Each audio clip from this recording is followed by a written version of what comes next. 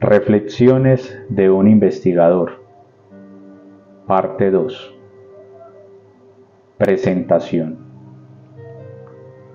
La presente obra titulada Reflexiones de un investigador 2, del venerable maestro Lakshmi, nos trae a la memoria el recuerdo de nuestra infancia, cuando nuestra madre física nos contaba las fábulas de las 1001 noche, y nosotros nos íbamos con la imaginación a los lugares descritos por el autor. No nos cabe la menor duda de que las enseñanzas dadas a través de los relatos llegan más fácilmente a la comprensión del lector, y es verdaderamente hermoso saber que existe alguien en el mundo capaz de adentrarse en el mundo de la mente cósmica para extraer de la inteligencia universal las enseñanzas que, con tanto amor y ternura, el venerable maestro Lakshmi nos trae para incentivar y cultivar nuestra conciencia, que como un niño espera todos los días ese estímulo y orientación para poder crecer y sentirse cada vez más integrada con la naturaleza, con el hombre y con el medio que la circunde. La experiencia que nos ha mostrado la vida en relación con el venerable maestro Lakshmi nos hace comprobar que cuando un individuo integra en sí las diferentes partes autónomas de su propio ser y, sobre todo, encarna el buddhi o alma femenina, el tipo de manifestación, de expresión y comportamiento cambia radicalmente, y por eso sentimos en nuestro interior la gran realidad de esa hermosa frase del venerable maestro Lakshmi que dice: si hay una cosa por la cual bien vale la pena vivir y luchar, es por el ser. Capítulo 1. El sueño de la ciudad. En una noche cualquiera, quise recorrer la ciudad para conocer lo que allí había. Anduve por los parques, por los barrios, por las calles y observaba a las gentes. Cada quien con su historia, cada quien en lo suyo, y yo me decía: esta ciudad duerme porque mañana habrá mucha actividad.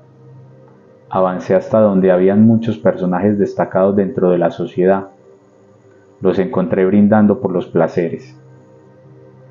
Me fue muy fácil distinguirlos e identificarlos por el derroche de palabras y de dinero, y yo me decía: estas personas mañana estarán en sus despachos atendiendo las necesidades del pueblo. ¿Qué actitud tendrán ante el clamor de los necesitados? No tuve ninguna explicación. Fui nuevamente al parque, me senté a observar lo que pasaba, cuando vi que venía un personaje viéndome en esta actitud serena. Se me acercó y me dijo: ¿qué haces tú aquí? Y yo le dije: observando a las gentes que, desde tempranas horas, se han recluido en sus hogares para su descanso, y observando a tantas otras compartiendo sus placeres con sus amigos. Y el personaje me dijo: ¿por qué tú no haces igual? ¿Acaso no sabes que la noche nos brinda tantas oportunidades que debemos aprovechar? Y yo le dije: ¿cuáles son esas oportunidades? Y él me dijo: miles de personas se van a su refugio temprano a ver su programa favorito, otros a satisfacer placeres, otros a contar sus dividendos.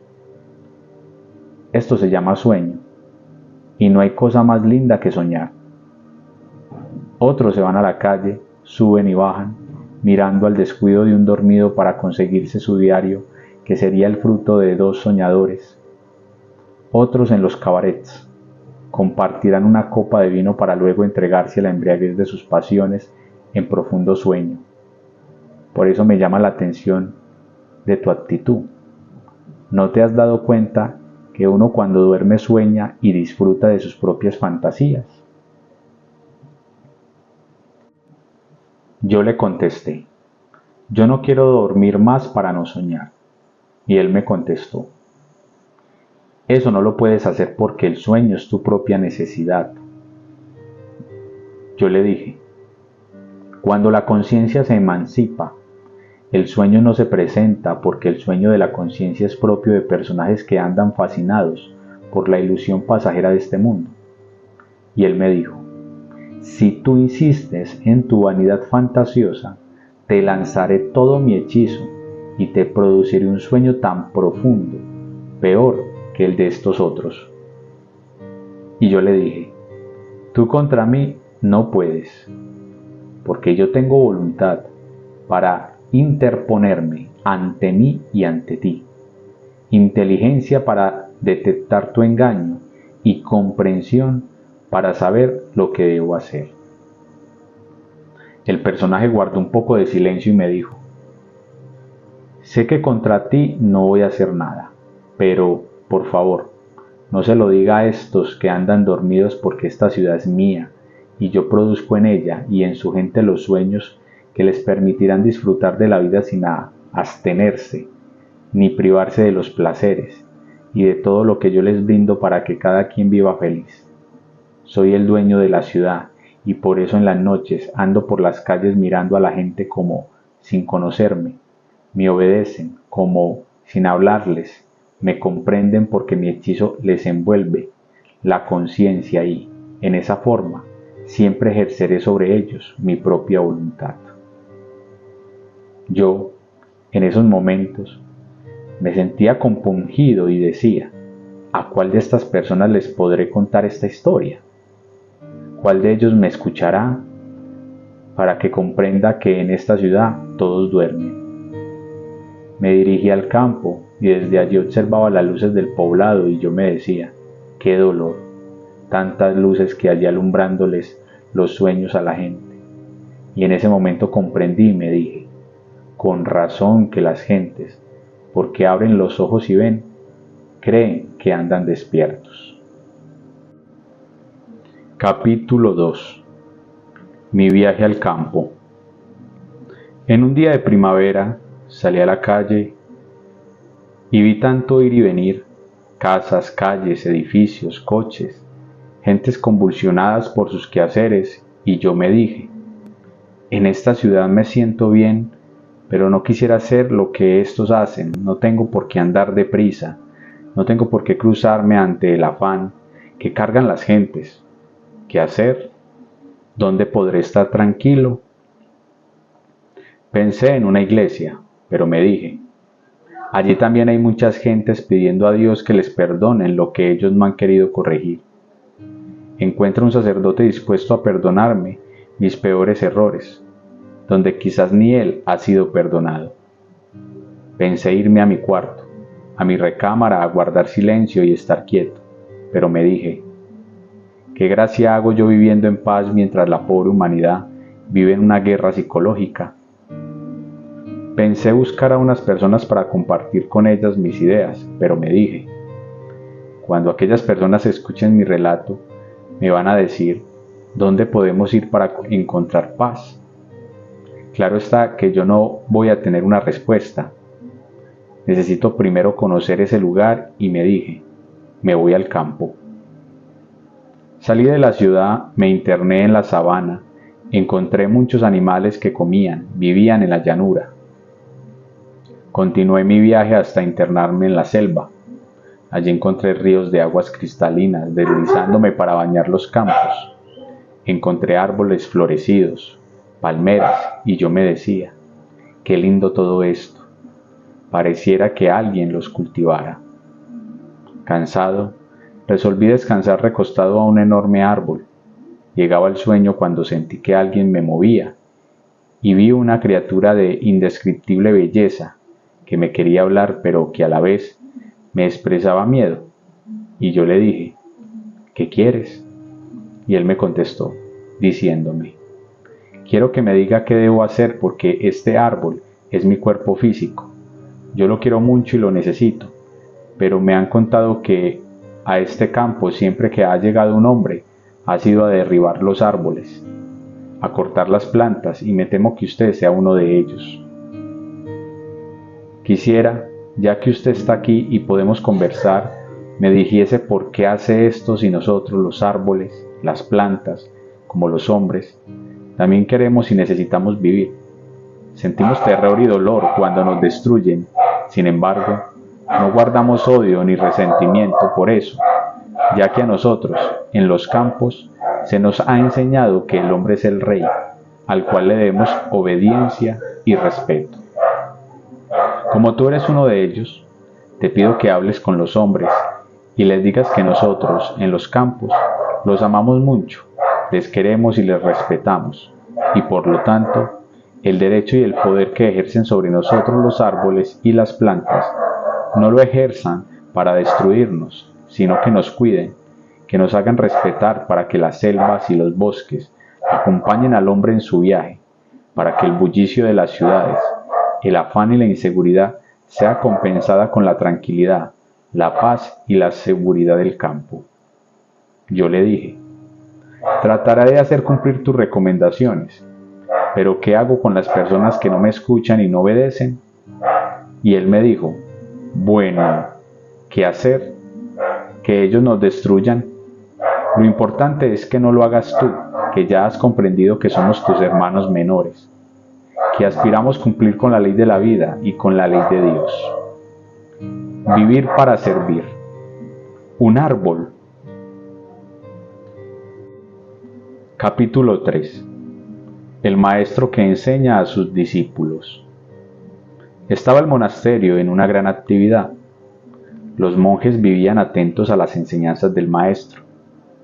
Un día cualquiera se levantaron todos y esperaron, como era costumbre, que el maestro saliera para saludarlo y decirle qué necesitaba. Pasaron las horas y el maestro no salía hasta que un monje dijo, «Vamos a ver qué pasa».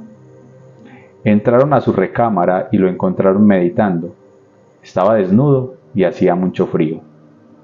Al salir se dijeron, «Qué raro, el maestro está meditando y está desnudo». Alguien dijo, «¿Será que anda mal?». Otro dijo, «Posiblemente quiere lacerar su materia con el frío que hace». En ese momento salió el maestro y todos le dijeron, «Buenos días». Él no contestó. Volvieron a decir, «El maestro anda mal». Alguien se le acercó y le dijo, «Maestro, ¿qué le pasa?».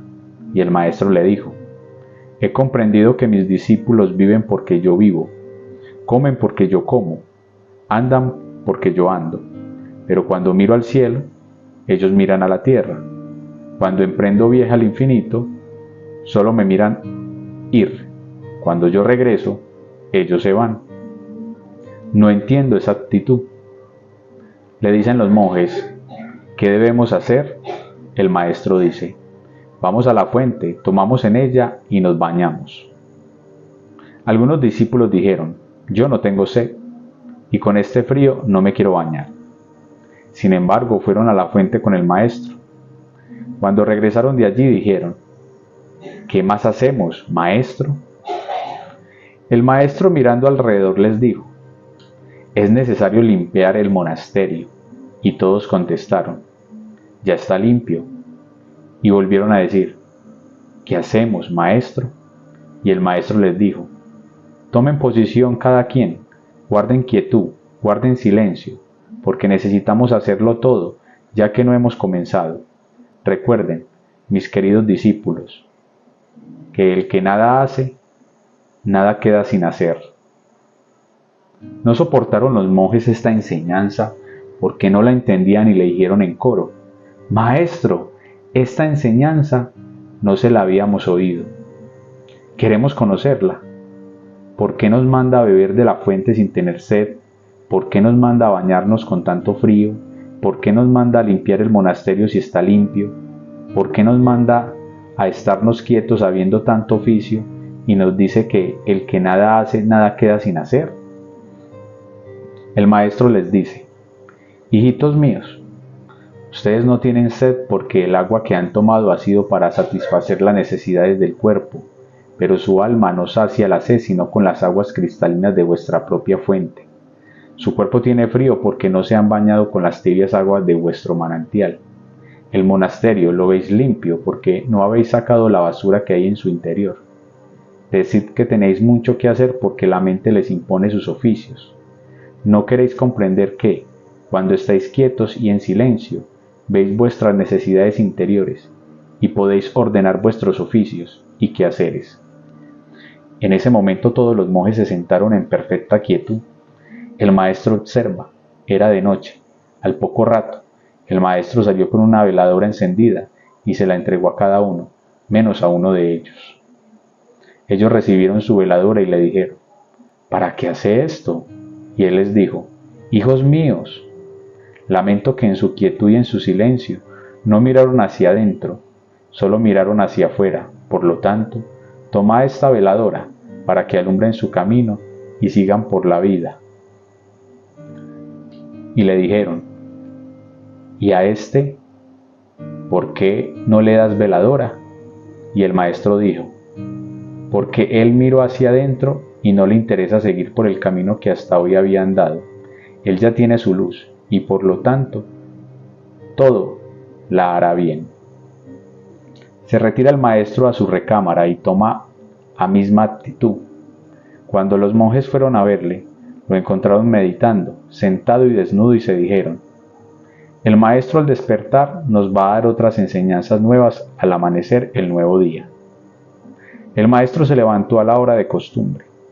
Los monjes le saludan y él les contesta, aquí estamos con vosotros para empezar de nuevo, porque así como las aves viven cada día de los frutos del campo y de la gracia de Dios, nosotros también debemos vivir de los frutos de nuestros viñedos y de la gracia de Dios. Como vuestros viñedos no dan fruto, pero tenemos la gracia de Dios, vamos a sembrar nuestras semillas de viñas, de higuera y de trigo, pero hasta que no hayan fruto de estos sembrados, no podréis comer ningún fruto y tendrán que sostenerse de la gracia. Los monjes le dijeron, esos frutos demoran mucho en producir y moriremos de hambre. Y el maestro dijo, nunca un caminante del sendero de la redención morirá de hambre, porque en él siempre habrá una esperanza, una fe y una voluntad que quiere decir Dios. Capítulo 4. El mundo de las ninfas. Estando en la manigua de los campos florecidos, queriendo investigar lo que allí había, al ver que solo escuchaba el canto de unas pocas aves que decían plegarias dirigidas al espacio, a los campos, a la reina del lugar, yo me decía, estas aves cantan, vuelan y viven feliz. Aquí en este campo yo me siento solo, sin inspiración para cantar y sin con quién compartir. Y entre sí me decía, puede ser que estos campos tengan un alma a la cual yo le pueda preguntar los misterios que esto encierra. Me era muy difícil penetrar hasta ese mundo, pero con mi inspiración, mi fe y mi voluntad lo fui logrando. Primero, me apareció una extraña criatura que, con su voz entrecortada, me decía, yo he vivido en estos campos mucho tiempo acompañando a estas criaturas que aquí habitan, pero tengo el alma desgarrada de ver que aquí se sufre también, se lucha mucho para poder sobrevivir. Sin embargo, con amor lo hemos hecho en obediencia a una ley de la naturaleza. Guardo un poco de silencio y yo le dije, ¿por qué te sientes compungida y triste? Y ella me dijo, hemos sido perseguidos, hemos sido maltratados, y muchos de mis compañeros han muerto dejando a sus hijitos solo a merced de la miseria, del hambre y de la muerte. Guardó silencio y comprendí que su dolor le impedía seguir narrando esta historia, y yo le dije, no entiendo, ¿quiénes los persiguen aquí en esta manigua, en este campo, en esta lejanía? En cierta forma rehusaba contestarme, pero continuó diciendo, no protesto contra los que lo han hecho. Te digo que los hombres nuestros, hermanos mayores, nos matan, nos destruyen inmisericordiadamente y hemos tenido que alejarnos dejando estos campos para recluirnos en lugares más seguros. Yo comprendía el dolor que le embargaba y le dije, ¿sería posible que usted me ayudara para conversar con otras más? Y me dijo, sí, yo puedo a condición de que usted nos ayude a conservar estos campos y a todos los que aquí vivimos, ya que es nuestra casa, nuestro hogar, donde nos sentimos bien. Le dije, hablemos con los demás. Y ella exclamó con gran voz un sonido misterioso que yo le entendía que decía, ninfas del campo, reinas de la manigua, vengan acá para que hablemos. Se aparecieron miles de criaturas de diferentes estaturas, algunas con su voz entrecortada, respondiendo a nuestro interrogatorio. ¡Qué sorpresa la mía! Cuando al narrar su historia me decía alguna de ellas, yo era un osito juguetón que andaba con mi madre, Cuando llegó el cazador, mi madre huyó. Yo no lo pude hacer, me alcanzó y me mató. Toma la palabra otro diciendo igual palabra. Yo era una gacela, yo me divertía cruzando la llanura con gran velocidad, pero el hombre cazador me vigilaba hasta que me mató. Sigue apareciendo las historias y llega una y dice, yo era un delfín que jugaba entre las aguas, con mis compañeros embellecía el paisaje, pero una bomba estalló matándonos a todos. Yo me decía, ¿qué pasa ahora que estas criaturas ya no tienen cuerpo físico? Son elementales que viven en el mundo del más allá. Quise preguntarle a uno de ellos, ¿qué vas a hacer ahora? Y él me dijo, no lo sé, pregúntale a mi Deva que yo también quiero saber. Me dirigí al personaje con el que empecé la conversación y le dije, ¿qué va a pasar con el que era el osito juguetón? ¿Va a volver a tener un cuerpo físico? Y el Deva me contestó, puede ser que sí, aunque su especie ya está extinguiéndose y no puede venir a otra especie. Le pregunté, ¿y este que era la gacela voladora, volverá? Y el Deva me dijo, prácticamente imposible porque esa especie también se extinguió. Y le dije, ¿el delfín juguetón volverá? Y me dijo, es posible, aunque estos ríos están ya contaminados y los hombres exterminan lo que ven. En ese momento, al oír el interrogatorio, se acercaron miles de criaturas donde el Deva le dijeron, es decir, todos los que nos han matado ya no volveremos más. Y el Deva respondió, mientras los hermanos mayores, el hombre, no dejen su persecución contra nosotros, será muy difícil porque no hay lugar seguro donde nos lleguen a destruir. Con esas palabras se estremeció la manigua, las nubes se aglutinaban, se oían truenos y rugían los bosques, como queriendo decir, vamos a proteger la manigua con sus vidas, para que el hombre no la siga destruyendo. Yo me decía, si el hombre no matara las vidas en estos campos, qué diferente fuera, y me dije, ¿cómo hacer para vivir aquí, en compañía de todas estas vidas que creo son mis amigas? Y exclamé con gran voz diciendo, quiero saber si todas estas criaturas que aquí habitan quieren que yo esté con ellas. Empecé a sentir aromas de diferentes clases. Corría un aire puro, los árboles se movían como queriéndome decir que se sentían felices, y yo me dije, cuando era niño y entraba al bosque, sentía esos aromas, oía el silencio, los árboles se alegraban, pero cuando fui grande se alejaron de mí esos fenómenos, y dije, ¿por qué pasó esto? Y una gran voz, que representa el bosque, me dijo, cuando eras niño eras inocente y sano, cuando fuiste grande, por imitar a otros, también nos perseguiste y nos mataste, y hoy, que has matado esos instintos, vuelves a nosotros y nosotros vamos hacia ti. Por lo tanto, dile a tus hermanos, los hombres, que mientras no tengan mente como mente de niños, no conocerán los misterios del reino de los cielos. La manigua. Capítulo 5. La ciudad de la paz. Después de haber pasado muchos años andando por el mundo, conociendo gente, conociendo ciudades y pueblos sin haber encontrado una sociedad tranquila, una ciudad en paz, resolví estudiar los códices más antiguos de la sabiduría oculta para saber si allí encontraba alguna orientación para buscar un mundo nuevo, una sociedad en paz y, sobre todo, una ciudad tranquila. Encontré algunas claves, pero en todas se me decía que el mundo lo encontraba descompuesto porque así andaba yo, que no había ninguna ciudad tranquila, porque en mi mente no había paz. Entré en una gran confusión y me dije, ¿cuándo transformaré al mundo? ¿Cuándo se transformará la humanidad? ¿Cuándo se transformará la ciudad para yo vivir en paz? Mi respuesta fue, imposible.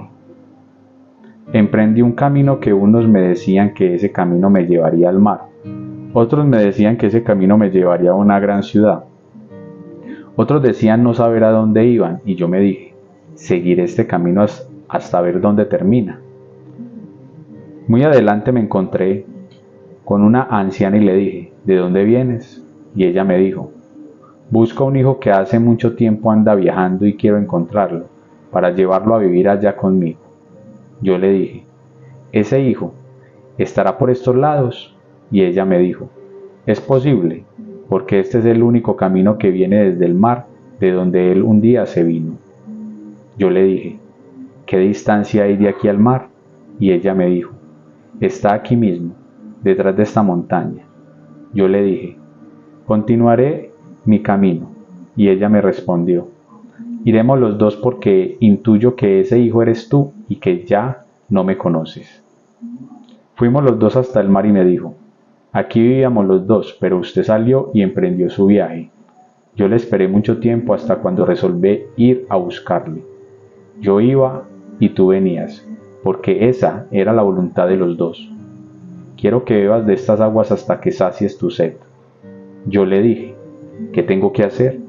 Y ella me dijo, necesitas un atanor para que te ayude a beber las aguas. Luego emprenderás este camino hasta subir esa montaña. Desde allí divisarás el camino que has de seguir para conseguir la paz. Yo le dije, extraña mujer, ¿quién eres tú? Y ella me dijo, soy la madre del océano. Yo le repliqué, ¿cómo es eso de que antes me dijo que era mi madre y ahora me dice que es la madre del océano? Y ella me dijo, ¿acaso ignoras que tú y el océano son hermanos y que él fue primero que tú y tú emergiste de él? Yo, sin entender tan enigmáticas palabras, le dije, mujer, ¿por qué no me acompañas por el camino que me has enseñado? Y ella me dijo, ya habiendo tomado de esa agua, puedes recorrerlo solo, porque no vas a tener hambre ni sed, y no olvides que, al subir la montaña, encontrarás la ciudad de la paz. Allá está mi esposo que, al llegar, te reconocerá. Yo, un poco confundido, porque no entendía, emprendí este extraño viaje. Al empezar a subir fui quedando encantado porque encontraba piedras preciosas de variados colores y me decía, qué extraño, siendo este un camino donde pasan muchas gentes, no se las han llevado. Y en este momento escuché una extraña voz que me decía, por este camino nadie más que tú ha pasado, es tu camino, no el de otros, y esas gemas representan tu alma. Continué mi viaje. Al llegar a la cima de la montaña, divisé aquella gran ciudad y dije, quiero llegar rápido allá. Avancé hasta que llegué a un lugar donde habían unos pocos canes rabiosos, como que guardaban la entrada de la ciudad. Al salir el guardián, que custodiaba la portada, me dijo, no te acerques porque estos perros te pueden destruir.